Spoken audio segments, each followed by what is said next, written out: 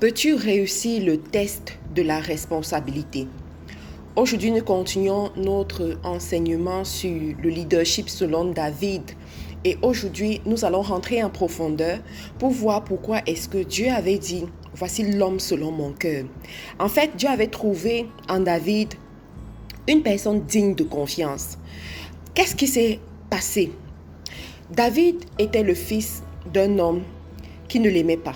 Je vous ai expliqué pourquoi est-ce que son homme ne l'aimait pas et qu'est-ce qui me fait croire je vous ai expliqué pourquoi est-ce que son père ne l'aimait pas et qu'est-ce qui me fait croire que son père avait honte de lui étant donné qu'il était un enfant adultérin. Cependant, il gardait les biens de son père, il gardait le troupeau de son père et un troupeau qui était cher aux yeux de son père. Alors, le jour où le prophète arrive et doit oindre David, on fait appel à David.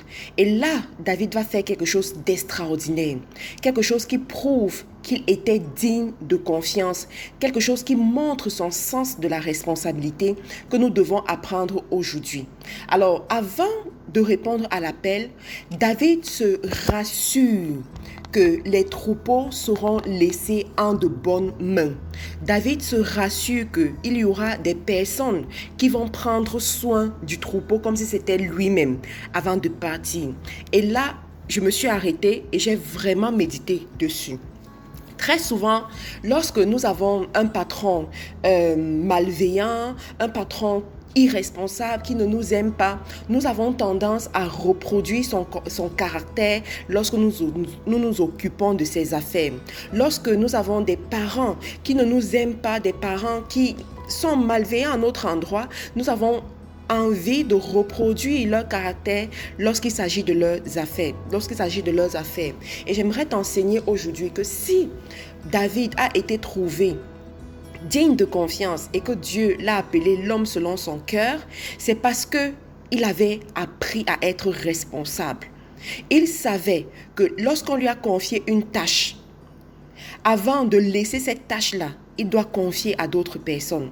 J'ai souvent vu des parents qui, parce que ils sont mécontents de leurs enfants, ils abandonnent ces enfants-là. Ils punissent tellement l'enfant pendant des années et l'abandonnent. J'ai souvent vu des parents qui, parce qu'ils ont des enfants adultérins quelque part, ils abandonnent l'enfant et c'est plus tard, lorsque l'enfant a grandi, qu'il revient dire le sang appelle le sang. Ça, c'est une preuve de manque du sens de la responsabilité.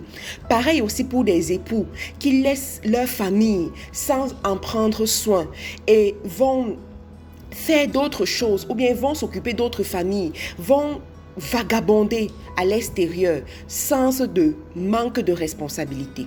Pareil aussi dans les églises, et ça je veux vraiment attirer l'attention des gens. On te confie une tâche à l'église ou dans une association. Tu t'occupes de la tâche et à un moment donné, tu n'es plus content. Tu n'es plus content avec ton leader, tu n'es plus content de l'environnement dans lequel tu es. Tu abandonnes sans crier garde. Tu abandonnes sans dire au revoir. Tu laisses tout tomber sans te soucier de la relève. Sache que Dieu te voit. Sache que Dieu est en train de te noter. Sache que ça, c'est généralement un test.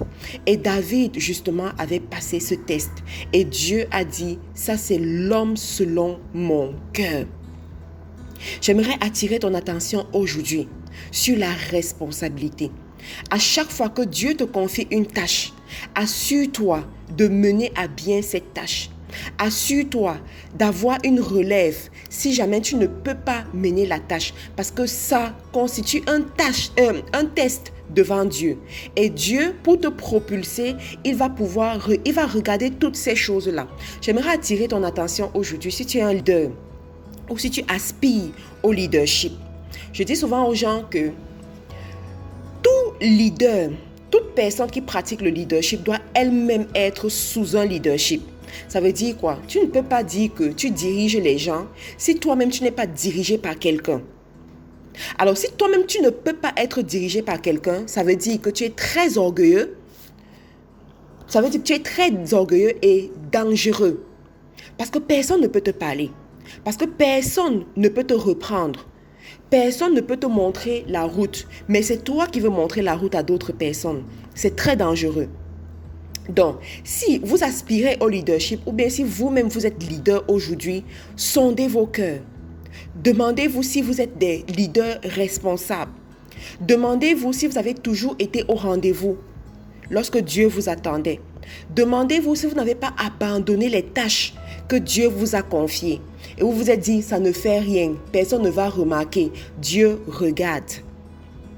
Il regarde tout.